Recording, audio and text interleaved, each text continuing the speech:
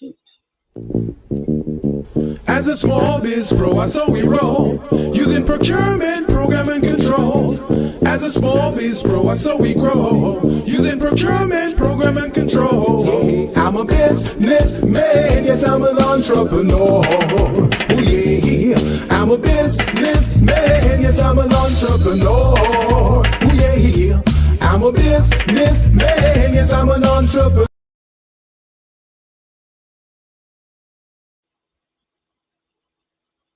And good afternoon, and welcome to the Business Zone. It is Friday. Oh, wow, May 30th, the end of the month. We have gone through all of May. It's been a wild month with everything going on in Washington and all of those. It's just been a lot. But we want to thank you guys for joining us today. And we're going to have a great topic. We have a great topic today. And so our topic is, um, um, is cohort fatigue, which is actually business support programs fatigue.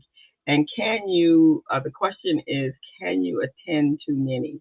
Um, a couple weeks ago, I had someone that was on another podcast of mine, and she was stressing that she was a little stressed out from all the cohorts and didn't really think of it as a issue, but I guess it is an issue. I spoke to some other individuals, and they also felt that way. So I thought we should have a conversation about it. So that is what our conversation is going to be today. And if it resonates with you guys, please put your information in the chat.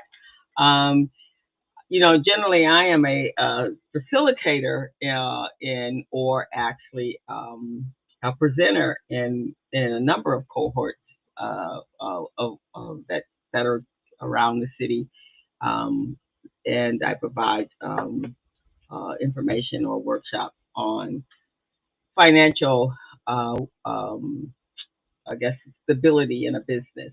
And so I do a tax one, I do a cash flow presentation, I do accounting and software, your systems, your financial management, and generally those individuals are in cohorts that are multiple weeks, and so that's what we're going to talk about today. Gilbert should be coming in a moment. He is again working with his technology, his computers, and so he should be here shortly. But I hope you guys all had a great week and a great holiday. It was really it was restful for me. I needed that, and gearing up for my kids' youth entrepreneur program this summer, and so I'm kind of excited. But today you tuned into the Business Zone with Crystal and Gilbert. It is we are celebrating our ninth year this year in July, and so we're kind of excited about that. And we got some new stuff happening right now. We actually are getting ready to launch a newsletter, so we will be sending it out to all of you that have registered or subscribed to the Business Zone, either through our website or through our YouTube channel. And then that way you can get some behind the scenes information. You can get you get some coaching information, some coaching tips. Generally, will be tied into the topic that we're going to be discussing, and you can also reach back out to us and ask us any questions about your particular business, and if you have any concerns or challenges or celebrations, or you just want to be introduce us to the business that you are running and operating, we are welcome to all of it, because that's what we do as business coaches. We support, we encourage, we educate, we inspire, and most importantly, sometimes we have to do some tough love every now and then, but it's okay. Tough love is good. Hey, Gilbert. Oh, you got to use your phone to get to the sound. So I need to get you. Do you need the link? Okay, all right. So Gilbert will be here in a minute. So yeah, sometimes it's a little tough love because sometimes you guys just need to be that. You have to have that little bit of a push to get you to be and reach your greatness. Sometimes we can't get to our greatness on our own. We have to have some encouragement by people that are here for us, and that's what business coaches do. We're that voice that sits on your shoulder and we guide you. And then when you are being a little bit of stubborn, we actually kind of help with that as well. Let me see. I'm trying to get to what's happening here. Okay, so I can send this over to Gilbert. Actually, I can put it here, and you should be able to grab it out of here. Can you grab it out of there, or do I need to send it, email it? Probably need to email it, huh? Okay. All righty. So that's our topic today, guys. So think about that. We got some questions to ask you. I think we're going to start with the questions as Gilbert is working through his through the challenges there with his computer. He does have a new one that just came in, so soon he will have sound right along with his all the other components of his computer. He had to upgrade and do some stuff. All right, Gilbert, I just sent it over to you. All right, so let's see, and he should be here shortly. So, what you guys do for the holiday? Did you have a barbecue? Did you settle? Did you have friends and family? Did you travel? What was it that you did for the holiday? Me, myself, I did nothing. It was such a pleasant experience. Just nothing. That's what I did, and I enjoyed it. And I spent a lot of time in my garden, which was awesome. And I hopefully plan to do that as again this weekend. So while he's doing that, let us we would like you guys to go over to our YouTube channel and hit our subscribe button. If you enjoy the presentation, if you enjoyed any of our other shows, you can also find all of those over at archived on our YouTube channel. Last week we had a great conversation about leveraging debt and good debt versus bad debt, and how do you use it in order to grow your business. So if you want to see that one, that's over there on our YouTube channel, The Business Zone with Crystal and Gilbert. You can hit the subscribe button and it will take you there. And if you like any of our episodes, please hit that like button. That does us really well in the algorithms. You guys know the routine. We all say the same thing, but it's really, really important for us to be able to stay relevant on our YouTube channel. So there you go. So today, so what we're going to talk about is, and he's joined, so you got to put one on. Let me let you in. All right. There we Let go. let me put the other one on mute. On mute, right.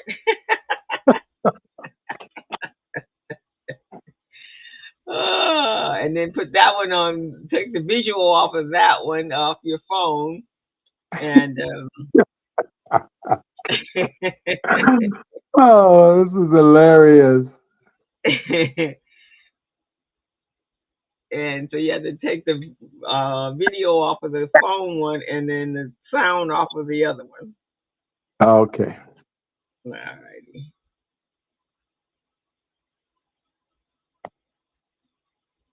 So anyway, I'm gearing up for Biz Camp for my kids. Oh my God, I'm so excited. And then tomorrow the kids are actually going to compete again, another competition. We have one that's actually competing. So we're excited about that. We're going to be at Loyola, Marymount, and for the regional competition. So we have one that she was accepted in. So we're excited. So hopefully she'll get first. She'll get a very hopefully first place, and then that way she'll get to go to New York for the national. So looking forward to that, and then and the kids will get their certificates for participating in the winter program, and then we will be kicking off the summer program. So excited about that, and hopefully we'll have a nice crop of young people for our June in our July cohort. If anyone is interested in being a volunteer, a mentor during the time that you will be helping the kids look over their presentation and hear them recite their presentation and giving them any kind of feedback that would be useful for them to compete the following couple of days after you there. Oh, we lost you. Oh, what I'm here. happened? I'm still Okay. here. Oh, okay. So I can hear Can you you without you being over here. That's cool. Oh, you can see the video, right? I can see the video. I can see you, and Yeah. you're over there. So you're Yeah. good. Oh, yeah, I'm good. No, okay. I'm Well, good. hello, Gilbert. How are you? I am doing fine, co-host. How are you doing today? I'm good. Did you have a good Oh man. holiday? Oh man, it was wonderful. I was listening to you earlier saying that you get to kick back and do nothing, and that's exactly what I did. I Yeah. kicked back and I did nothing. Sometimes that's very important. Oh man, that's therapy right there. That is therapy. I kicked back and I did nothing. That was wonderful. Yeah, that's how I felt, boy. I didn't have any, clients. A couple of people were trying to get me to do stuff, but I was like resistant to doing stuff. Because the only thing I wanted to do was Yeah. hang out with my plants. That's all I wanted to I hear that. So I'm I'm kind of telling you, man, excited. so many people Go ahead. find therapy through planting and just tending to their gardens. Yeah, that's why we do it so that we can step away from all the madness. That's what we're doing it for. Stepping away from the madness. Yes, yes, definitely, definitely. Yeah. So we did So, all what have you done last week, co-host? What did you do? just this week I just kind of I'm trying to tighten up all of my adults before I go off to the world of youth and children.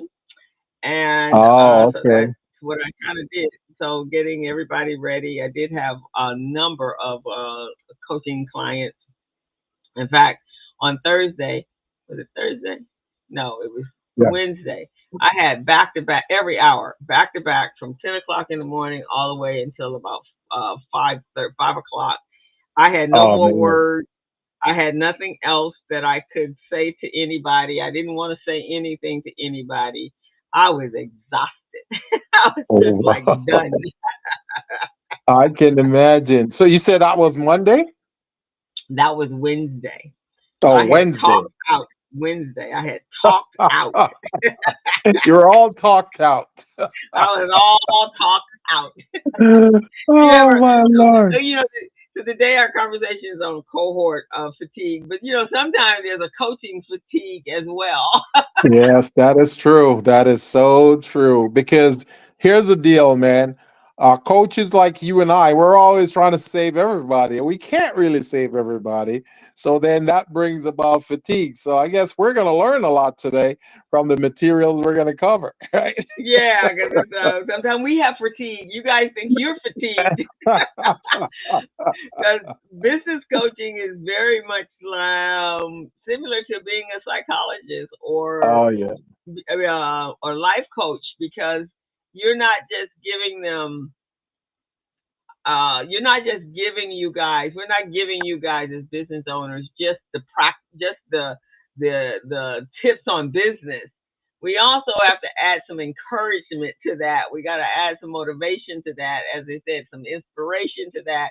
There's a whole big mixture that goes with it, and then we have to do that every time with different people because everybody's needs are absolutely different. And And so some shared experience as well. A lot of what we talk about is stuff we've been through. So having that shared experience is really good because it shows that, hey, we are a product of what we do. we are a product what we do. Sometimes, we know that maybe you hadn't been doing things the right way, and So now, you looking like you're about ready to break down and run away. And we're like, okay, we can't let that happen. So then we got to encourage you and stroke you. So it can be exhausting by the end of the day if you've Oh done, yeah. 4 or 5 in an 8-hour day, and Oh you've yeah. done 6.5 or 6 consulting sessions.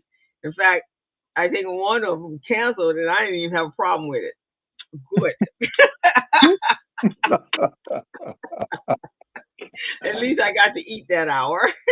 See, when you get to that point, you know you need a break, man. You need a break. Yes, you do. Oh man.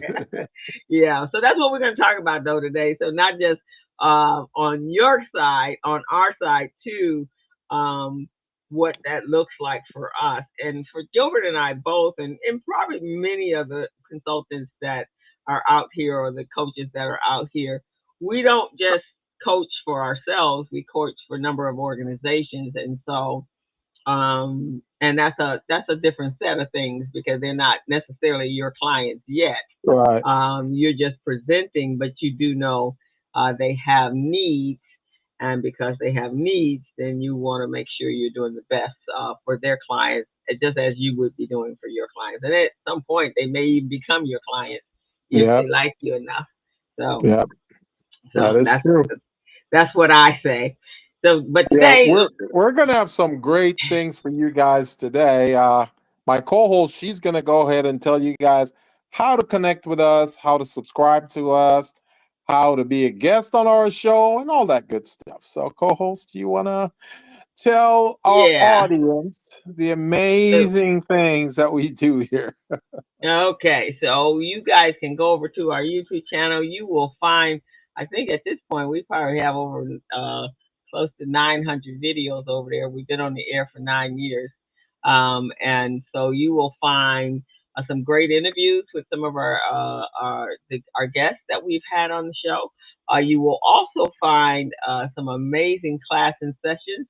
And for this month, for the last couple of months, we've actually been doing class and sessions, and so since January, I guess.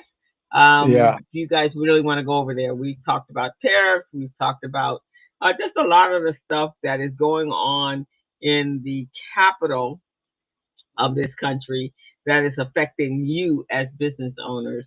Um, and so we kind of keeping everything relevant. So this is a thing that I think this week has been interesting, Gilbert.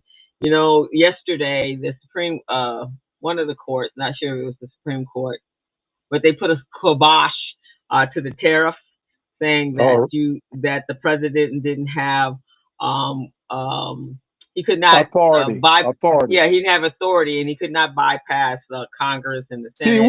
we knew that all along. I don't know why they were getting all excited thinking he has that power. He does not. No, he does not have that power, but he thought he had that power.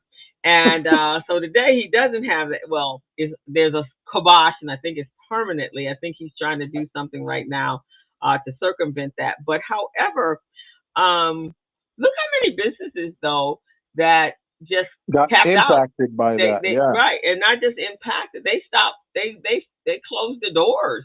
It's Yeah. very difficult to start your business back up after you have closed your doors.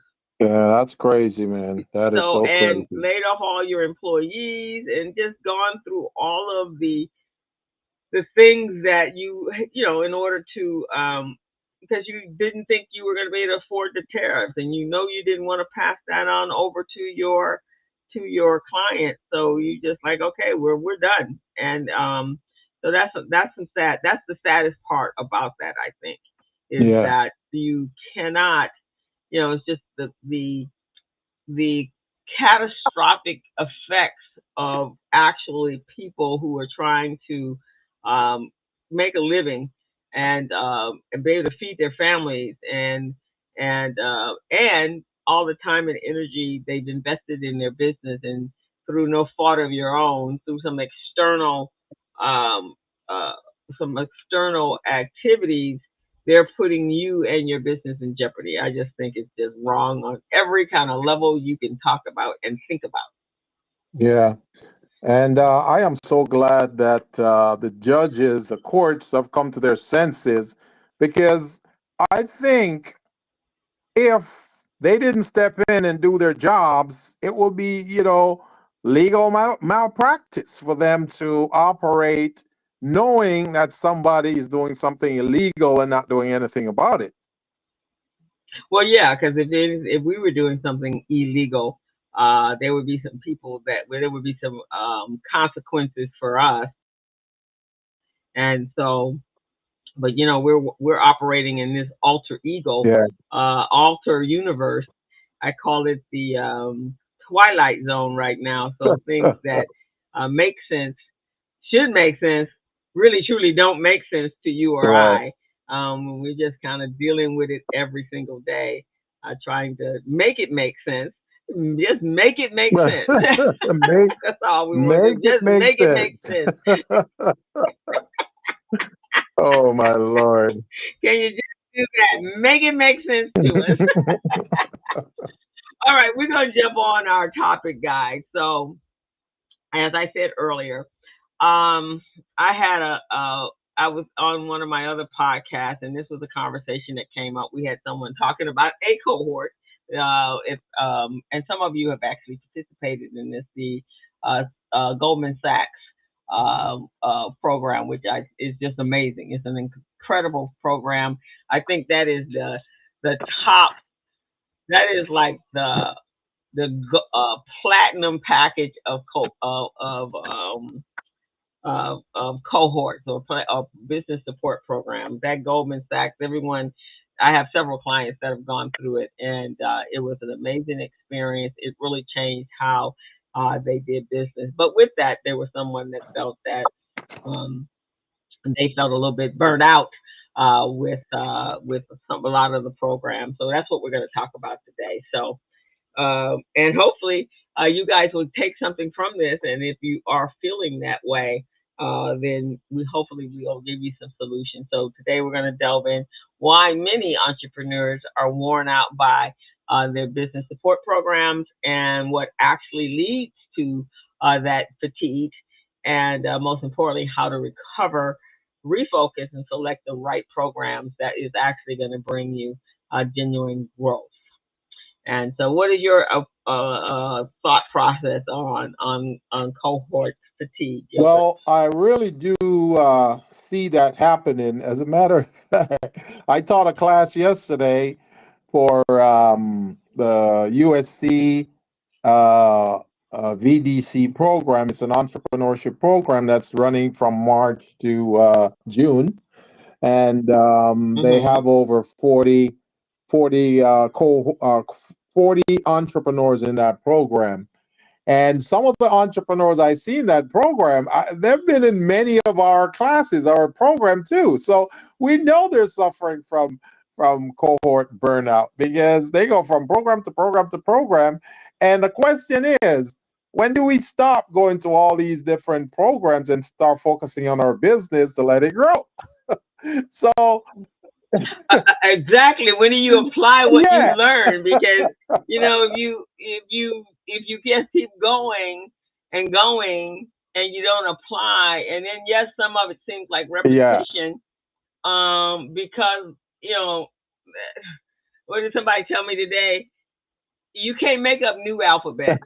The eight alphabets are there's 26 alphabets out of the alphabets, and so the same thing with business. It is not there's no new components to it. right, There may be trends yeah, and different twists, and of course there's different hmm, industries. But basically, what you're learning is the same thing. Everybody's teaching the same thing. It's just I got my way, he's got his hmm, way, or anybody else is out there. So yeah, it probably does sound like it's oh yeah, repetition. And at some point, I think I heard someone say, "Well, yeah, I could actually teach the program." You yeah. probably You've could. attended so many times. You've attended so many I think times.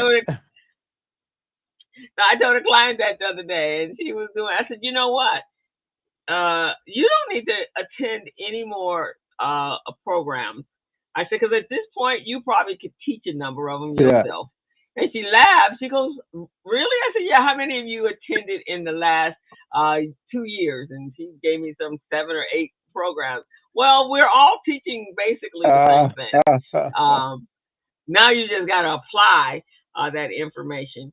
But let's give you the definition of what cohort fatigue is, or business support programs fatigue, because I think cohort is just the number is just a series of classes for a time period. That is what a cohort hmm is, and that really, in my opinion, that word came from corporate America. I don't know, because before, when I was doing workshops and classes, we just called it. Yeah, we're doing a business plan series. That's really what it was, a business plan series, from step one to the concept to step 10 to the launching. That was it, right? But I think that the word cohort came along to separate the different programs that organizations may be having. So that's the Yeah. first thing. But the definition is having emotionally strategic burnout from participating in too many business programs or accelerated programs without seeing any tangible progress. And usually the early signs are frustration, cynicism, disengagement, and program hopping, and of course, finally, loss of motivation. And sometimes I've seen that in, if you actually, when we were live, when we were doing this type of stuff Yeah. live, you could actually see it on their faces, hmm right? So, but now, so many people, and I think it might probably more, you can go to more, but it's a little bit more challenging when it's online, because us, the people that are presenting, we can't see if you are stressed or fatigued, Right. because we can't see you if you're not coming on, if you're not visible. But So we really But truly but don't you know what's but you know happening. what though, co-host, as professional coaches, we can figure out if they're burnt out or not, because when we give them assignments to do and they have due dates and we notice that they haven't done it, they haven't shown up, they haven't presented it, there is something going on there, and chances are it's usually burnout that's getting to them. So yeah, we've got ways of figuring it out as professional coaches. Exactly. Now here's some things, and this is like the why is it happening. So here's some things that I've noticed. Um, what Depending on the stage you are in your business. Let's say you're still in the infancy stage. This is you may have had a soft Yeah. launch, but you're still in the process of getting all of your documents in hmm place, all of your licensures, all of your website up, all of these things. So you're still in early Yeah. phase Right. one. You're just a tad bit beyond the concept, but you truly don't know how is it going to really Yeah. work, because you haven't sold anything, you haven't gone out there and actually put the business in work mode. Um, and so I do see some people that are in cohorts that are not ready for that Right. cohort Right. yet.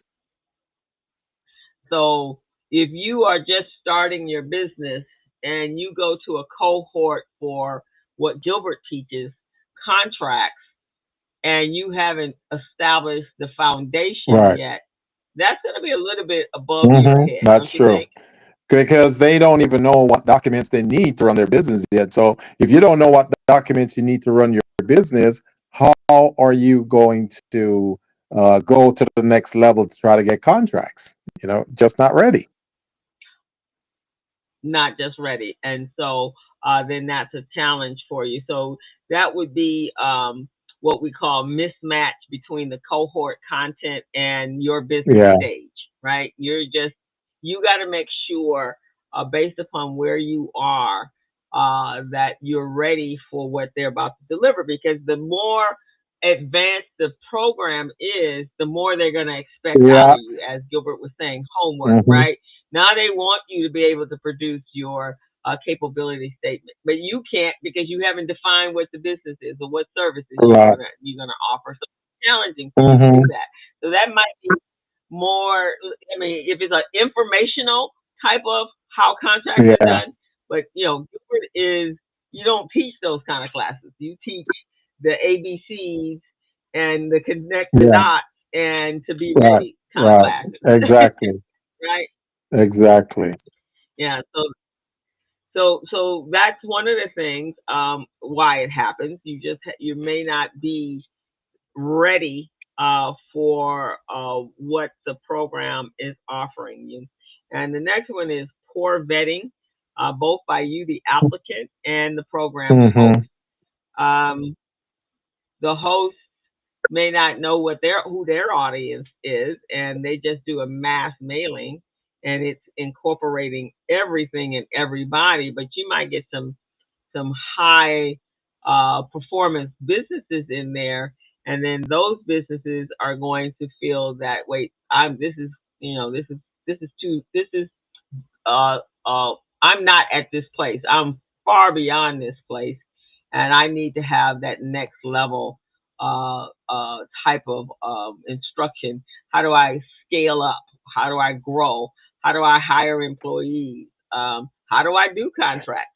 But in the meantime, you're in a class that is really for individuals that are just starting out. And co-hosts, I think we should add this additional point for the audience so they know exactly, and they can, some of them can identify to what we're saying, because we're talking about the startup phase of your business. That's usually 0 to 3 years old. So 0 would be you just started this year, and up to 3 years they consider that the startup phase. So if you're going to the bank, looking for funding, insurance company, contract providers, they consider a startup to be 0 to 3 years. So we just want to throw that in there. So if you're in business at the 0 to 3 years time frame, and then you attend a class that we're offering for advanced businesses that should be in business for 5 years and beyond, or 7 years and beyond, there's no way you're going to fit in as an entrepreneur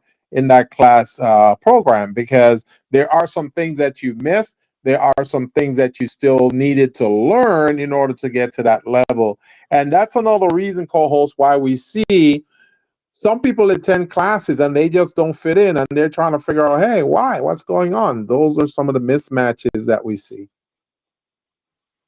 Yeah, I think so. That's exactly correct, Gilbert. We have Edward. Hello, Edward. Glad to have you. Edward, how's business going? Edward just bought a franchise business, the edibles Oh, and the fruit all edibles. right. So welcome, Edward. Edward, man. Yeah. Edward, this is great seeing you, brother. Thanks for joining us. What phase are you at in your business? How many years have you been in?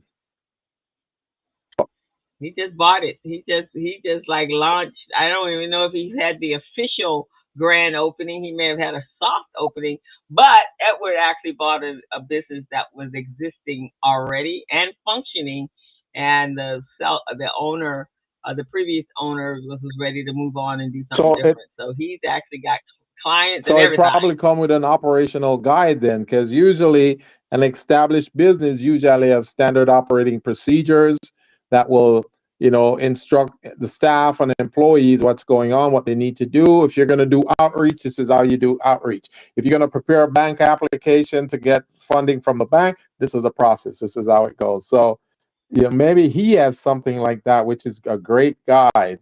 Uh, Yeah, that's sometimes the benefit of buying into a franchise that because it's already a ready-made. What do they call it? turnkey, When you buy a house, turnkey. turnkey Yeah. ready. Yeah, so everything is already in place and it's already been generating revenue, and so that's a good thing. But he said 2016, but we're still navigating and learning. 2017. Last night I had no Thursday. Yeah, last night. Thursday was last night. I did a class for one of my clients on business tax, and it was interesting. Business tax and risk management. And I had a number of individuals that were in the class that were enrolled tax agents. Um, I had some insurance agents. There's like three people that were doing taxes, and then three people, one person doing insurance. And so, of course, I'm talking basics because This is just fundamentals, the fundamentals of risk management for new businesses. But as a presenter, um, yeah, he said they give you SOPs, but systems and processes are on your own. Um, so as a presenter, though, because I like to know who's in the room with me, I was able to engage them so that they wouldn't find it just so mediocre for them, or remedial for them. And so it actually turned out well. And then, of course, if somebody's selling insurance and I get to the point about risk management and what kind of insurance you have, then I can say, like, okay, I'm going to turn it on over to you. Now you tell them what kind of packages out there, and what the average cost is. So they actually augmented my class, which That's was good. great. So you did a nice little transition into them. That's great. Yeah, so that's kind of how I tie in people so that they don't get bored. But in the beginning, I know I used to teach a Excel class for one of the organizations, but I was teaching very basic, just how you use Excel in augmenting QuickBooks, or any accounting system. I wasn't teaching pivotal tables and any of that. So I had to tell them up front, this is basic, basic, basic Excel. If you're looking for something more than basic, then this is not the class for you, because uh, this is just how to set up a cell, how to get it to calculate, how to that's all. That's all we doing. How to format it, but we're not. And so, my being able to be transparent on the front end was very helpful, so that they could make their own decisions. Because, Mm-mm-mm. and then the other ones actually enjoyed it, and then someone was like, "Oh my God, I never knew how to use this," and they were pleased as punch. So I pleased them, but not somebody had been doing it. So the next one is repetitive curriculum. As I just said, everybody starts with the 101, the basics of teaching the same material 101. But if you're beyond that, Edward just made a good point. He says it doesn't matter really what stage you are in. You can always learn, because everyone everyone has a different uh, method, right, or a different way to teach it. And different circumstances and different solutions, and also different experiences that should be incorporated in your presentation. So I think you can learn a little bit more. I think you just have to go in it with an open mind. Yeah, that makes sense a lot, Edward. But what we were talking about is if we're teaching capability statement classes, and for 4 consecutive cohorts we have capability statement, and you are in those classes 4 times, then that means it's not an effective use of your time. You should have gotten the gist from 1 or 2, but 3, 4, that's like too many, and that's where the burnout comes in. So that's why I was saying that. Yeah, exactly. Well, enjoy. He's going over to a podcast on Fontana's Chamber. Thank you for dropping in. See you next Hey, take time. take care, my Um, brother. the other one is lack of empathy or cultural competency in under delivering, and that can happen as well. Just depends on you need to do your due diligence on where these individuals are, who is teaching. A lot of times, the if you go to their websites before you sign up, you can actually see who's teaching in some cases. Some agencies don't do that. That way you can kind of Google the person, the presenter, and on their LinkedIn, and it kind of will give you some insight of what they teach, and or their websites. You can also see if they have links to their presentations. So if everybody's got videos on something. Um, I've not had that problem for me, but by the time I get around, everybody already heard about me, and so they're excited to be there. What about you? You too, because I hear about my workshops. they talk about me.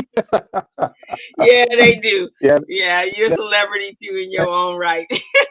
they do the same in mine too. They talk about you. Oh, Crystal said this. Crystal said that. So yeah, I guess we encounter the same types of things, which is good, because that means you're creating an impact, and they're remembering what you're saying, and they're using it as a guide to take them through the journey of entrepreneurship to get them to where they need to be. But yes, I do see people come in and then they go through the process with us, and even people who have repeated some of the courses. Sometimes when we're saying stuff, because I certainly don't teach the same way all the time. So if I'm teaching capability statement, the next time I teach it, you're going to hear some different things about capability statement because I've done some new research, I've found some new data, that type of thing. So I want to share that too. So you'll hear that. So sometimes when you see the look on their faces and they're going, uh-huh, it's like, yeah, yeah, we're getting to them. They're learning something here. Right, So exactly. And if I see a core of people that have been in other workshops of mine, have come back when I used to teach for the New Women's Business Center, I taught the same class yeah, every month. It just yeah. rolled around. Same thing I do at Vermont Sloss. It's the same two classes Hmm. that I teach. And so with that one, I would have to make some changes if I looked it up and I saw somebody that was there from like 3 or 4 classes back, or they've been in some other classes of mine. Then you're like, oh, okay, let me just kind of use let me just do something different here, so they Yeah. don't get bored. Hmm. So that's what. But I have been in a different capacity when I was in as a co-director of Recycling Black Dollars, and we had to have uh, some of our sponsors wanted to send coaches, they wanted to send presenters to us for certain classes, and Hmm. then I wasn't teaching, of course, they were, and some of it was like, and I'm listening, going, and then I So had to find myself sitting in the back of the room so I wouldn't make any comments. the, Because so it could be. the participants are pretty much telling them, hey, that's not really what it is, because sometimes it's not making sense, right? Yeah, sometimes I'm going, that's an interesting take on that. And then, or like, no, that's not true. But I'm not saying anything. But of course, if somebody's been in my classes, then they'll go, well, Crystal says. I'm like, oh, Lord. So I would go sit in the back of the class so they wouldn't use me to make the people feel uncomfortable because our sponsorship was predicated on that.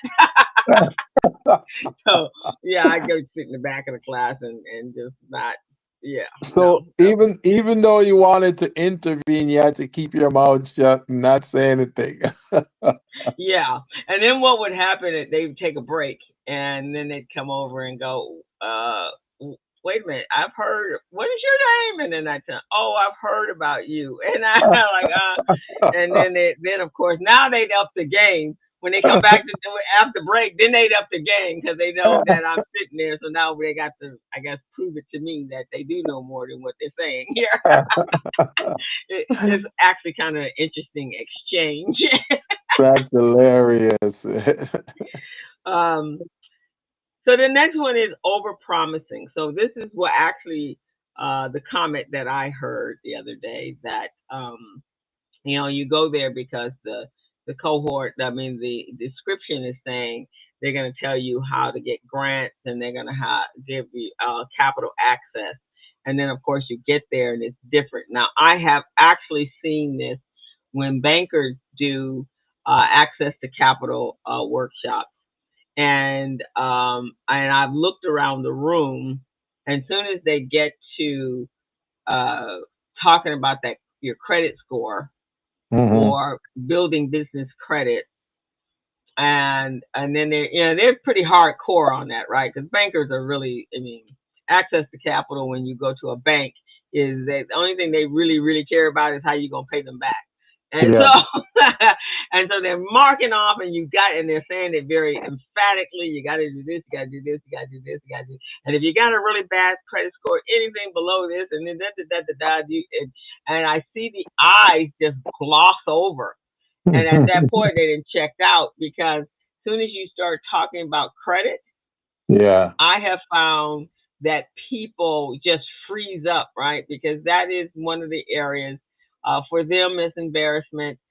For them, it has been really a frustrating challenge for them trying to find capital for their business. And Yeah. so I have seen that a lot when you go to those access to capitals, and mostly everyone that's delivering are bankers. And I just want to add a little bit to that too. Sometimes when small businesses get embarrassed about their credit score or anything about having to do with credit, it's not because of the business, it's because of their personal challenges. So many of these small businesses, they combine their business activity with the personal. So they're going off the credit score of the personal. And it should Hmm. be for the business. So, and many of them don't understand the difference. Or when they do go to a bank, they allow the bank to lump their business activity in with the personal. You see what I mean? So it's like how can I say this? Double jeopardy. It's like double jeopardy because you're telling them not to commingle their funds, but at the same time, you're evaluating them on personal and the business. You see what I mean? So it's like there's no win for the small business because how are you going to tell me not to commingle my personal funds with the business funds, but then you're evaluating me on my personal credit? you know, it's Okay, crazy. that was weird. It's crazy. So these are things that Now we I can't get try to on. make sure. To get oh, Go ahead, co-host. there Go we ahead. go. Uh, all right, sorry about that. I had my system just kicked out. Yeah, Um, yeah. So what happens is you as a you're I always come at it this way that we've all been through personal things. You could have had a divorce, you could have had illness. Um, you know, you most of everybody on this planet haven't really had uh that don't have a real understanding of financial literacy.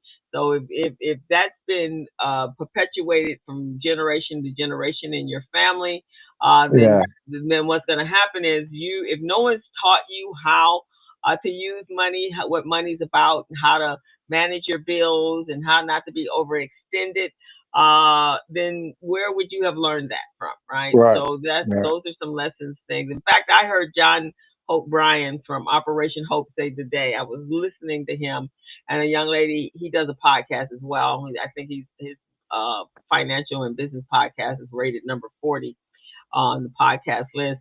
And he was talking about, he said, heck, I've had two cars to repossess. He said, I wasn't always at this credit score. He said, I've had Yeah. a score that was lower than low. He said, but that's why I do what I do, because I recognize how important it is. So then I went, decided I needed to fix it. And now he teaches about that all the time. Financial literacy is his thing. When he started Operation Hope in '92, that was the whole sole purpose. You need to be home ownership bound, but if you got to start with the credit. So I always start there, and I always say credit is one of those things that can be fixed. Yeah. You just have to dig in there and find out what you owe. And if you can repair it, you can. You got to just pay your bills before the 31st day. If you get everything in there by the 31st day, if you call your creditors when you are behind, if you're not overextended, because that's a big issue, being overextended Yeah. in credit, and then you can learn to manage it. But and then every 10 years, it turns around anyway. So All right. every 10 years you get a new opportunity. Hmm. That Or is and true. as we right, and as we were talking about last week, in the world of the rich, that's just a leverage for them, man. They leverage that debt, and they just keep it pushing. But everything is in business names. So if you Right. get your LLC or your corporation and separate yourself, your personal from your business, then if you got to go bankrupt, it's the business that's going bankrupt, not you personally. So, see, that's what I was saying to you earlier, co-host, before your audio went out.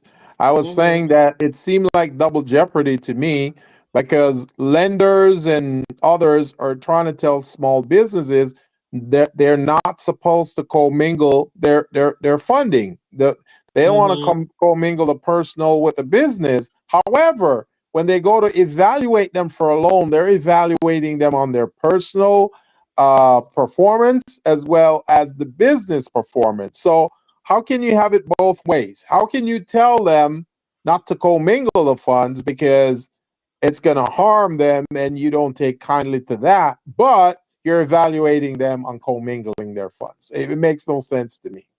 You're absolutely right. Um, Also, grants is another thing. So grants is not something that just everybody can get. You do have to have a nonprofit organization, and that nonprofit organization, just like a for-profit, has to be in good standing. And grants is about being able to write a proposal and convince the person that's going to review that proposal that you know what you're talking about and that you're really going to service a certain population and that there are going to Yeah. be some outcomes and measures to that grant. And so if you're going to a presentation about grants, it is going to be generic. It's just going to kind of tell you the ABCs and the 101s on how that works, unless you're going to an organization or you're going to a presentation that's specifically on acquiring grants from someone that has excellent reputation in acquiring those grants. So whenever I have nonprofits talk to me about that, here in Los Angeles, there's an organization called the Grantsmanship Center, and they've been in business for over 100 years, and they What is know it? what they're What talking about. what is It's it called called? the Grantsmanship? Center, Oh, okay. and they have been in business literally for I think it's like 125 years. Do you And think when you you can get them on the show? I um guess. I'll have to check and see if there's. I know my we sent, and here's what I do. So I send because we did this with our grant writer for Pete Brown, the tennis program that I'm in. And when our board said, okay, we can hire a grant writer, then we wanted to make sure that that grant writer was successful. I didn't want to hear what he had done before, which I know he had done some stuff, but I didn't Right. want to hear that. So we sent him there. It was a 5 week program. It's a $1,500 program, but if you're a nonprofit and you submit your nonprofit articles and 501c3 status, then they reduce it down to $250 for All five. right. And it was at the time he chose to go there. But I will say this: he every grant he writes, he gets, and he's Mm. been with us now for 4 years and 5 years now. And because they taught him how to read just like a RFP, how to read what the grant is asking for and address it specifically, no flowery, whatever, whatever. They want to know exactly how you're going to carry it out and then be able to go through each and every one of the questions. And so with that, he's very successful. Um, so I would say that from a grant standpoint, access to capital is a personal thing, but you can go to some cohorts. That's all they're talking about, and they're bringing you bankers who's giving you insight and introducing you to these people. So now later on, you can follow up with them and then have a conversation on about you individually, not the whole entire classroom, because everybody has different needs. So that's what I say Right. about going Right. to those type of programs. You got to know exactly what you're going to learn from it. That's what I say. Okay. All right. Yeah, That sounds good. That clears it up for me. yeah. And so, and then no follow up. I don't know. Follow up from the organization is usually they will send you the copy of the video if it's a online type of environment. If you're in a cohort and they're not, there's not cohesiveness and conversation going back and forth and consistency, then yeah, that's not they're not going to follow up. But if it's that kind of cohort like you and I teach at, Yeah. I do believe there is follow up, especially the ones I teach at. Right. Right. And I would imagine the one you did the other day, she does a great job at following up, right? Yes, she does. Um, yeah. So, all right. So now here's the thing, guys. Um, what the data says about cohorts. So, if you research or surveys organizations such as the SBA, the Urban League, SCORE, all of those, they actually use their data that they collect from you when you're applying for loans Yeah. and when you're participating in workshops. So they take all of the information that they're getting from you when you Hmm. sign in, and then they compile that in a system, and then they generate data to determine whether or not this is a viable program for them to continue to have.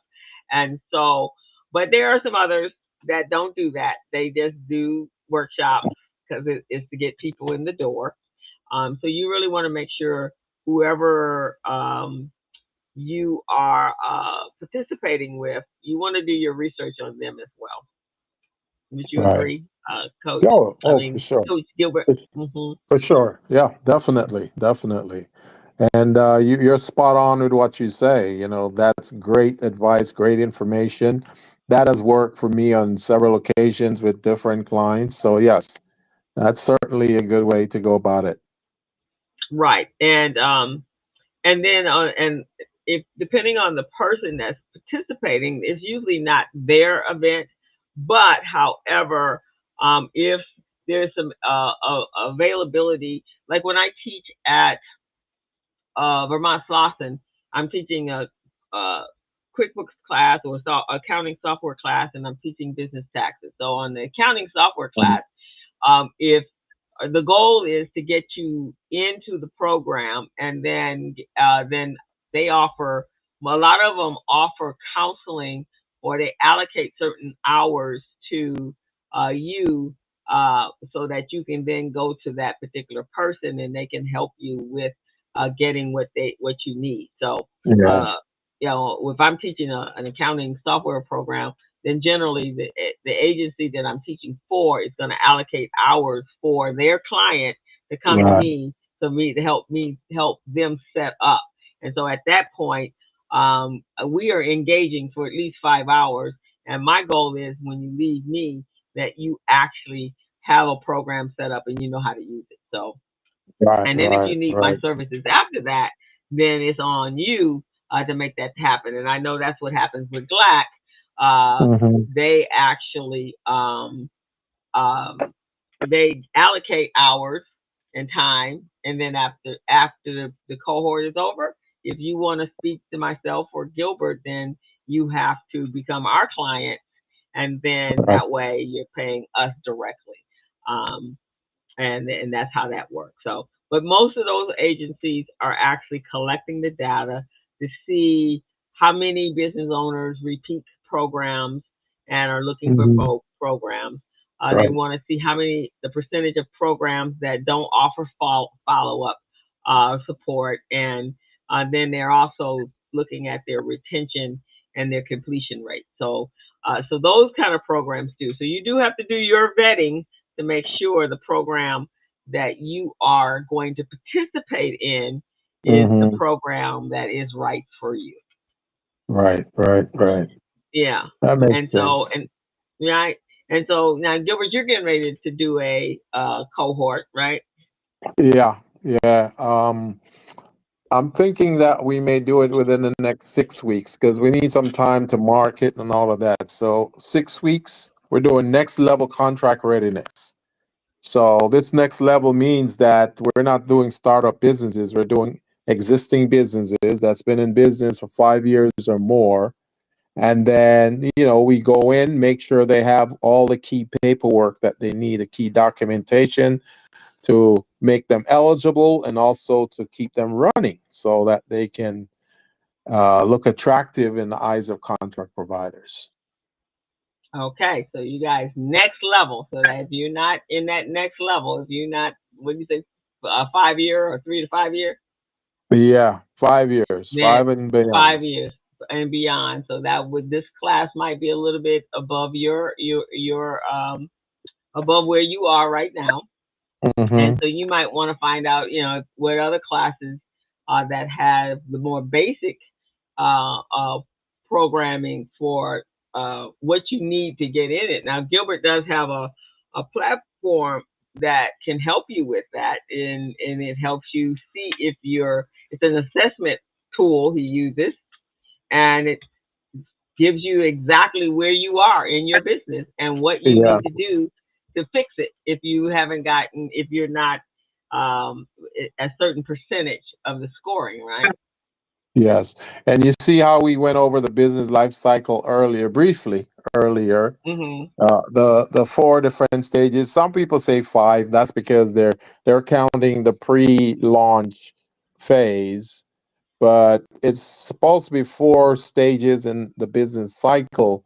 So also when we do this assessment program, it lets the business owner know what what stage they're in, which one of the four stages, because many of them may think they're at the peak stage. That's when they're Hmm. getting contracts, they're making money, all kinds of things. They think they're at that, but they're not. You know. Mm. a lot of a lot of entrepreneurs, they they have this uh, over evaluated sense of their business's value, and it's not usually that way. So when we do the assessment brings some realism to stuff, make people start. Exactly. Exactly. Um, yeah, and you have to be, and that's the one thing you do have to be. You have to be honest with yourself where you are. Yeah, Because and that's why I always ask when I don't care who I'm teaching for, I just introduce myself. Now I need to know where you guys are, and so that way I know what I'm teaching is geared more to you. Now, if I have a classroom that the balance is more startup, then my yeah, topics are going to be more startup, and I'm going to tell the ones that have been in business for 4 or 5 years. This is probably a refresher for you, yeah, but for 85% of this class, they're all startups. So I can't go above their head. Now, if you want to go to a class that is more geared to you, then I can refer you to some of the other classes that I teach, and right, that way you won't feel like you're wasting your time. And exactly, that's right. And so, as a business owner, as a participant of these cohorts, the way you avoid uh, uh, cohort fatigue is to do your vetting. Make sure the right program for wherever you are in the phase of the business that you're doing. You have to ask hmm, those questions. If you're going to go sign up and you're not sure, then there's usually an email or some sort of contact information, and you can reach out to them, and they can and email them and ask them what level is this, right? So that way you right, know, right? And if they're saying things like Gilbert just said, 5 years and above, and making a certain, bringing in or generating a certain amount of revenue, and yeah, you're at 10,000 a year, then and even if you've been in business for 5 years, it's still yeah, he ain't telling you that. He's telling you 5 years and been able to generate and have generated revenue, probably got a couple of employees, not yeah. 5 years because you've been dragging this launch stage out for 5 years. And that see, that doesn't the reason go I ahead. didn't say the reason I didn't say how much revenue they should be bringing in is because it depends on the industry. So based on their industry, I could tell them, like for example, a sole proprietorship. If you're, let's say, you're professional services, you've been in business, say, 5 years, 3 to 5 years. Mhm. You should be bringing in at least 150K a year as revenues. You see what I'm saying? So, Mhm. but for construction, it might be a little different. It may be, 300K, maybe 400K. So it would be Right. 200 to about 400K for Right. Exactly. construction. Because you right, and because then that way you're getting the most out of the cohort or the business support Yeah, program that he's running. yeah, 'Cause right, and then it'd be beneficial for both of you because there's nothing yes, worse than in a classroom when you're wanting to speak to advanced business owners and you find that 50% of your program of the people in the room are not even there yet. right, right. They don't have business bank accounts. They don't have. Yeah, they're still at the beginning stage of business, right? So and that makes it a little challenging for you. Yeah. So it's important for us as businesses. I know when I did cohorts and all that sort of stuff, well, business programs, but I knew where I was, Hmm. and I even still do it if in order to enhance my skill set and my knowledge base, I go take them, but I'm not going to one that's beginning stage. I'm Yeah. going to a higher level one, right? I'm Yeah. going so that I can be able to take that information and regurgitate it to you. And even when I have people in my cohort that are doing what I do, then I Hmm. don't have a problem sharing. There's some tons of people out there for you to do. So I give Right. them some different insights, right? So, Right. but you have to create your own personal growth plan where you are now and where you want to be after you participate in a program, and more even before the program, where do you want to be in the next 2 to 3 to 5 years in your business? If you want to generate more revenue, then but you don't have all the tools, then you have to go to programs, marketing classes, uh, classes of that nature, so you know how to bring in more people, so you can then generate Hmm. more Right. Right. revenue. And those are some of the things that are lacking right now with entrepreneurs. They're not thinking about that. Those growth plans that you're talking about, they're not thinking about that. They may think about it, but it's in their head. It's not on paper. They don't Right. have an operating plan. You know? And you Oh have man. to, and I think the other part of that is you have to have a coach can help you a lot. A coach Yes. is that like Gilbert and I, we can help you as a business owner really define where you need to be, Right. and some steps on how you can get there, right? Right. And if there are other workshops out there that we're not doing, we're going Hmm. to make sure that we direct you in the right place, because Right. that's really really important to us. That just the nature of what we do for a living. Yeah, because our goal is to help you to grow. That's really what it's all about. And while growing, we're making sure that we coach and guide you against burnout, because burnout is not good for anyone. So, by guiding you, showing you some things, and some of the folks that we coach and guide, we get to learn some interesting things about them, because some of these folks are some of the folks who they like to take advice from those street corner consultants. Those street corner Mm. consultants tell them all kinds of things. Oh yeah, you got to get a corporation. No, no, no. Get an LLC because that's better for you. And you know what? My uncle, he had a sole proprietorship. That works very well. I got you all Exactly. over the place. And here's the thing: they never tell you what they do. They never tell No. you that.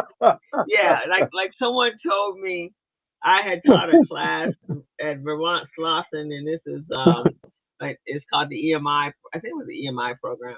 And I'm Yeah. going through the whole financial management, right? And I'm telling Yeah. them all this stuff, and eyeballs are like this big, And so there was one guy, someone asked me, can you just walk away from an LLC?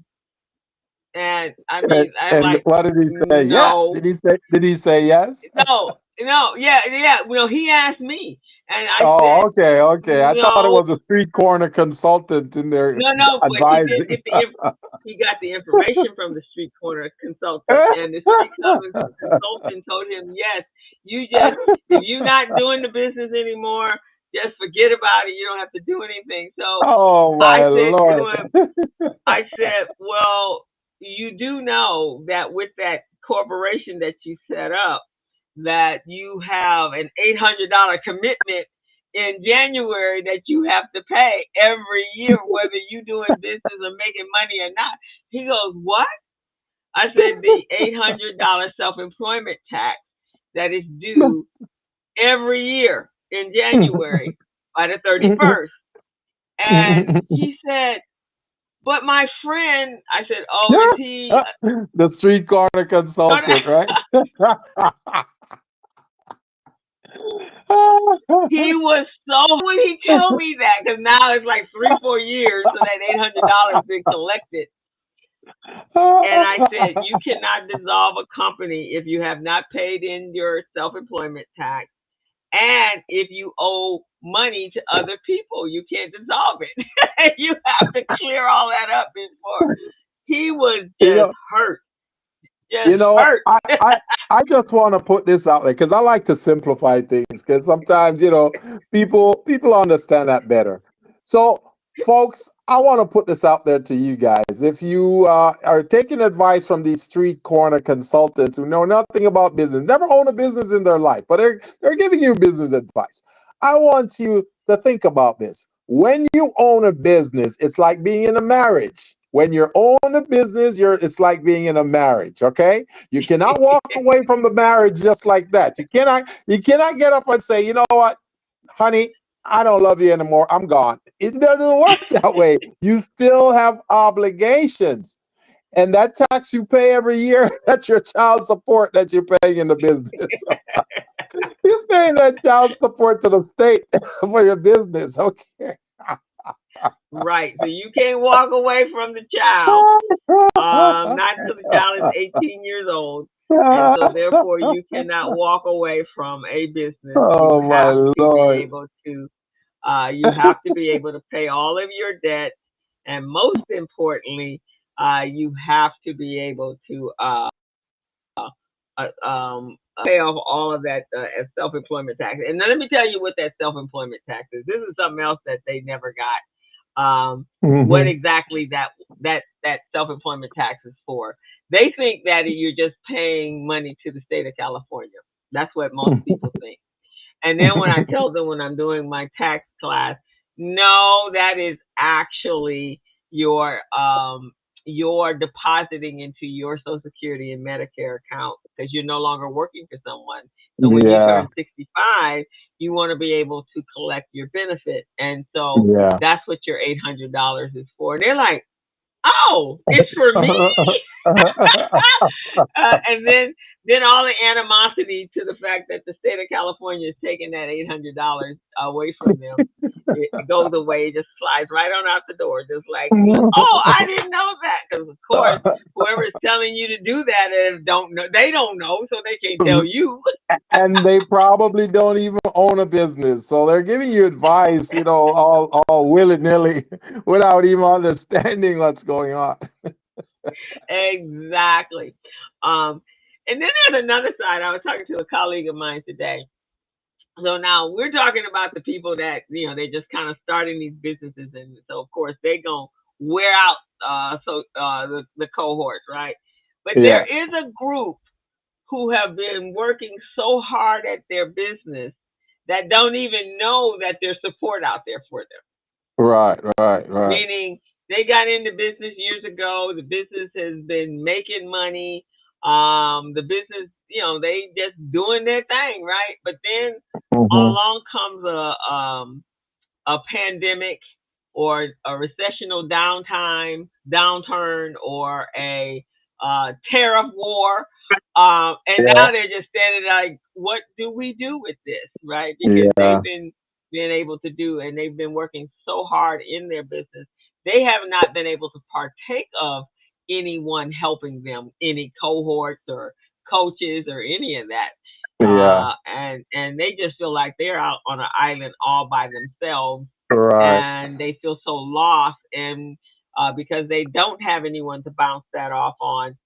In what usually happens is they just walk away in frustration from a very lucrative business that could turn around if they had had some guidance or attended some workshops and so forth and so on. So that's a sad part right there, because I talked to somebody the other day like that, and that person was, making six figures at one point, and then just life just kind of came in and crowded into their world, and they couldn't stay focused, and then they realized that they never secured the foundation, the system for the foundation of the business. The foundation Hmm. was rocky, and so because it wasn't solid, when those things start happening, they didn't have any resources, they didn't have any tools, they didn't have any strategy, right? Right. And so then they find themselves like, they just want to go crawl in a hole and walk away from it. And but if you've been making money at it,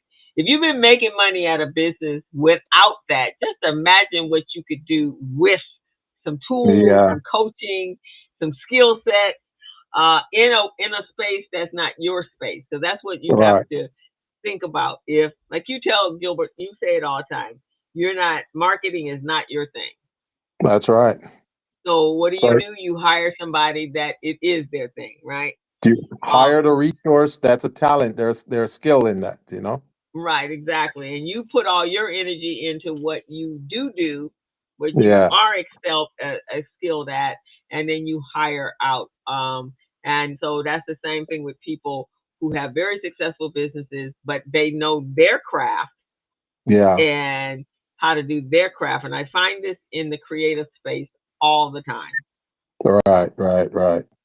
All the time they have that. So, did you want to read your list? Because you had a list. Do you have your list, Hey, right? oh yeah, I got a list right here, and you and I can go over it together. I mean, the one I Okay. sent you, so we Mhm. could just bounce back and forth on it. So the first item said you feel overwhelmed by the number of programs or cohorts you're involved in simultaneously. It says you find it hard to keep up with meetings, assignments, or networking activities. You notice a decline in your motivation and enthusiasm for cohort activities. That's kind of what we talked about earlier. You're going to all these classes, you're doing capability statement four times now back to back. It's like, come on. At some point, you gotta get the gist of it, and not Mhm. wanting to deal with it. It says you're experiencing burnout and mental exhaustion related to ongoing commitment. So if you don't know what the symptoms are, folks, and you're going through these things as an entrepreneur, your chances are you're going through burnout and exhaustion. So the next item here on the list, it says you feel disconnected. So go ahead, co-host. These are Yeah, symptoms. yeah, disconnected or disengaged from the community or peers in the cohort. So that just basically, you come in and you just there because you figure you should be there, but you're really not connecting. You're not asking any questions. You're not really getting. You walk away feeling like you didn't get anything, because at that point, I think you just have gone into information shutdown, right? And And your brain. we see this over and over in many of our workshops. People are just sitting there and they're spaced out, right? Yeah, they not, you asking them questions, you trying to engage them, and they just there. Okay, I'm here. I signed Yeah. in. That's what I did. I signed in. So and it's just information overload. You just can't take in any more information, and you don't know how at this point how to apply it to your business. And so now you're just kind of in a burnout mode, and now you're feeling pretty negative about all programs. And so that's the next one. You start questioning the value or the impact Yeah. of the programs you're participating in, because you just can't take anything else in. You didn't drunk in all the information, and it's just all just sitting there, and you're like, I'm full. I'm just full. Yeah. I can't do no more. I'm I full. can't take anymore. I'm full. This is it. And you start wondering, hey, is this really worth my time? Me sitting here for 2 hours, is it worth it? Could I be making money somewhere else? That's the kind of thing they're thinking about there. Exactly. And then the next is just inevitable. You frequently are postponing or skipping on sessions or activities. You Yeah, dread you that see that a day lot is of gonna that come. though, Coles. You see a lot of that I with do. some of your Yeah, participants, I right? do. They keep I do. I do. canceling, or they don't even call you to reschedule or anything. They just don't show up. They just don't show up. Because at that point you're like, okay, then they're just in overload. I also see that, of course, when I'm doing accounting with them or trying to help them, and they just feel some people just have a block Yeah. for learning that, and then I kind of have to adjust it so it becomes more about making the money and counting your Hmm. money as opposed to it being this bookkeeping task. No, it's like, how much money did you make last month? How much money does it Right. take you to run your business? And then when you start asking those Hmm. questions, they're like, well, where am I supposed to find that? In that class that you were scheduled for. Oh man, it's amazing, how these things work. Right. You're experiencing frustration or disappointment about your progress, and despite your the participation, and that really just comes down to: are you really applying? Have you taken time out between your cohorts or through your program and really applied it? And you really should be applying it while you're learning it, right? So Yes, they're yes. teaching you how to a pricing strategy. Then you go back to your own, not some abstract. You go back to what you're selling, and you start to think about, wait a minute, um, I have these costs, I have these costs of goods, I have this labor.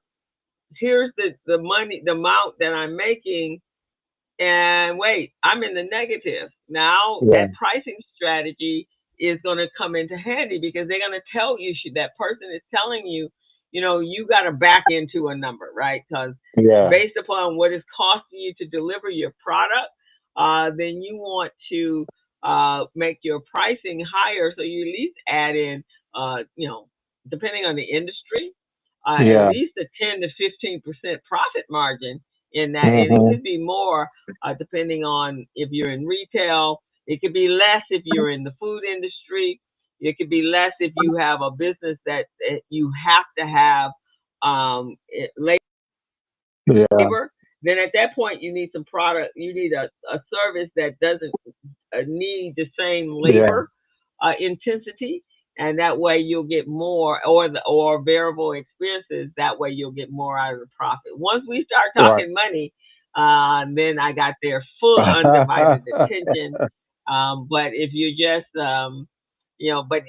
but if you're learning certain things, Gilbert teaching you how to put together your capability statement, that's important because that's what you need in order for people to be able to see what your competencies are and what other work you've done and your NAICS codes and all that sort of stuff. The ones, yeah, it may be hard putting it together the first time, but it's like a Yeah, resume. Once you get it together, then it's just a tweaking yeah. thing after that, right? Exactly, exactly.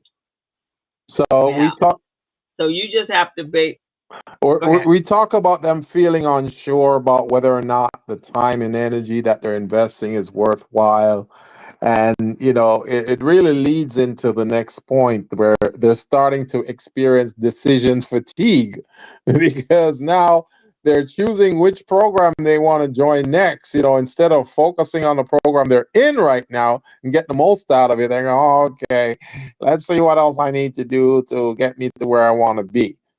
So it's like a waste right there, a waste of the time that they spend to come to the class, sign up for the class, be there, or a waste of the instructor's time, uh, pr- building materials for them, giving them material, instructing them, and they're not really paying attention. So it is just so crazy. and then you notice a decline in their level of confidence or clarity about the business goals. And that's why us as business coach, we got to keep asking them about their goals. What system they have in place. Do you have a milestone plan? Mhm. What is it you're expecting to achieve over the next 3, 6, 9, 12, 18 months? Because if they don't have that type of thing, then they'll just be lollygagging through life and just expecting things to happen. I hear a lot of people talk about, oh, I manifest this. I manifest this. It's gonna happen. No, you better put some plans in there. Not without the Yeah, you work. gotta put some plans in there and make some networking connections for this to work. The manifestation doesn't work like that. Just sit down and you know when I used to do 8A certification with the SBA, a lot of small businesses, Uh-huh. after they get their 8A certification, which takes a long time for them to get, after they get it, they would sit Mhm. home and wait for contract providers to call them for opportunities. I'm going, that's not how it works. Once you get your certification, you should already be out there networking with contract providers, talking to folks, letting them know, hey, I'm working on my 8A. I should be getting it in about a week or two. Can you and I have a sit down to see what your contracting plans are and how perhaps I could work with you, team up with you to help you to achieve your goal and also help me with my growth. Those are things they should be talking about, but they really don't. They just sit home. You go to school, you graduate, you get your degrees. Oh, okay, I'll sit down. An employer will call me someday. He gonna call me, and I got, I put my sign up, and now I'm just waiting for all the customers to come in. Well, did you tell them you were open? Did I have to do that? Yeah, you had to kind of put out some notifications that you here's another corner waiting for for customers. One of the first things I learned, even before I launched my business full Hmm. time, I was just telling somebody this earlier. I actually was introduced to George Yeah. Frazier, who I call my networking Yeah. guru. We've been on this show Yes. Yeah. before. Um, and so he told me before you even open up your doors, you got to network. You got to build up a client. You got to build up your networking Yes. contacts. So when that time comes, now you can send out information to them. And so I think today people have become insensitized, desensitized because of Yeah. social media. So here's the downfall with social media. They're on a platform that does not belong to you. So that means you have no access to them unless you come online, and then and then everybody's feeling the same way. So they're over inundated with people reaching out to them and asking them to buy this, to Yeah. buy this, to buy, but you have no relationship Right. with them. So old school before social media, we did newsletters and we did things of nature, right? Because we collected the email addresses. Now we could actually communicate with the Right. people and build a relationship. Now you take it a step further when you're actually in the room with them and you're exchanging business cards, you're exchanging communicate conversation with them. Now they're getting to see you and get to know you and then find out what you do. So there are a lot of people out there on social media. I get this all the time. Oh my God, Crystal, I had no idea this is all that you did. I thought you just did this piece because yeah, you met me in this presentation. I was talking finance, but you didn't meet me over here where I work with kids on teaching them how to be entrepreneurs. Mhm. And so and then you learn that, and you're like, wow. And then you got podcasts too. Wow. And then, but that's how. So networking. I don't care what type of business you're in. If you don't have a network and people don't know who you are, and especially in that space where Gilbert is, people got to know Yeah. who you are because that's how you get business over Exactly. there. They not Nope. coming to They're you. not coming to you. They gotta. They ain't. Yeah, they're going to the person that is always at their network. That's where they're going. That you, they are like, I don't know you. If you try to date If I you don't know try if to you date the contract provider, don't expect the contract provider to come looking for you. You better go out there looking for that contract provider and say, okay, all right, you know what? I see you have some fine programs going on there within your organization. I'd love to be on board with you. Let's set up a date so we can do a sit down and talk about this union, the potential union. You know, that's how you got to do it. You right, can't expect exactly, them to because come to you because they won't. they not coming knocking on your door asking you to come. I want you to do this Yeah, contract with me. I want to pay you money, so I need you to come to me. exactly. That ain't gonna happen, guys. So we just being real with you. We're just being real. This is the place where people we talk real Yeah, stuff. So, but now, so here's the deal. We're about to close out this show, but we just want you to know if you are feeling any of those symptoms that on that checklist that we just provided for you, then it's time to take a step away and it's time to start to implement some of that information. Now you can reach out to coaches Gilbert and I if you need a plan and some accountability so that you get that done. That's where the coaches come into play, is to provide you with accountability, help you plan out your growth plan, and then check in on you and make sure that you are establishing. And we want to see the results. Did you carry out whatever we talked about at our last meeting? And that's how. Then after you accomplish all the stuff that you've learned and you put it in place in your business, now you need to work the business. And then when you come to that next hurdle or that next place of growth, now it's time for you to then go maybe out to that next level, cohort or business program that's going to literally do what you needed to do for you. So we have. I'm going to put in um, our YouTube channel a checklist so that you can see what programs are right for you. Also, this will be we'll be launching our newsletter, and so you can actually pull that from the newsletter as well. And in the newsletter, it's going to have some coaching tips from Gilbert and I, and it's going to have some other resources, books, and things that you would want to add to it. I do a lot of reading, and I subscribe to a lot of magazine subscriptions, Entrepreneur Magazine, Forbes, because these are the places where conversations of the nature that I need in order to make my presentations engaging and motivational for you. So I'm always learning. I'm sure Gilbert is always learning in his space.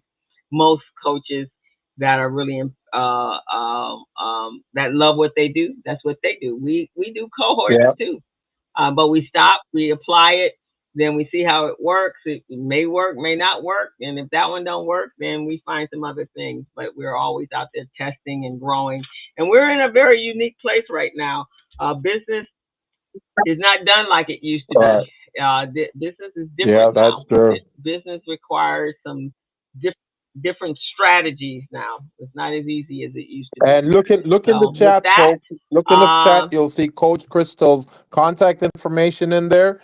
You'll also see my contact information, Coach Gilbert, and my phone number and my email. So you can reach out to any of us if for some reason you suspect that you're having a cohort burnout or organizational burnout. Reach out to us. We can help you. We're not going to act like a therapist with you, but we're going to sit with you, listen, try to give you some recommendations and give you some exercises that may work for you, because you may need to, okay, take a look at the business life cycle, the small business life cycle. See where you are. Where do you fall into that? Are you at the startup phase? Are you at the growth stage, but you're acting like a startup? Are you at the maturity stage, but you're still acting like a startup? All of those things are things that we'll take a look at, give you some pointers as to how to overcome that and start moving forward. Remember, guys, we're building you guys so you can go out there and prepare yourself, participate in the Olympics. And when I say participate in the Olympics, I'm not saying you're going to be out there on the track in the field doing stuff. I'm saying your business is going to be out there selling products and services to these folks who come here. So that's what that's all about. So be ready. All righty. So with that, we're going to call it a day. Throughout the month of June and July, we will should be having guests. I have folks that are I've been sending information out there. So we will put our class on sessions in session on hold and just bring some amazing people that Gilbert and I have met through the last couple cohorts that we participated in. Become guests here on our show so that you get to meet some new people, build that network, expand that network, and that way you can make sure that your business is going to grow. So with that, Definitely. we want to tell you guys have a fantastic weekend. Again, real quick, how do you get to us outside of here? We want you to go over to our QR code and go to our YouTube channel, hit that subscribe button, hit the like button if you like what we were talking about today, and become a part of our family, the Business Zone family, and you will get notification every week when we go live. And we are streaming live on a couple of Facebook pages, YouTube, and LinkedIn at the moment. So you can catch us over there, and then we'll have some shorts that'll populate, and then if you're on our mailing list, you will actually start getting our newsletter very soon. And prior to that, if you want to be on our mailing list, go over to one of those, to our YouTube channel and put your request to be added to our email list. All righty. So you guys have a great one. And Gilbert and I are going to sign off. And we will see you guys next Friday, same time, 3 o'clock on Same, any Facebook, LinkedIn, or YouTube. same time, same channel.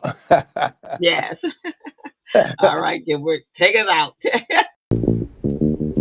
As a small biz pro, I saw we roll, using procurement, program and control. As a small biz pro, I saw we grow, using procurement, program and control. I'm a businessman, yes, I'm an entrepreneur.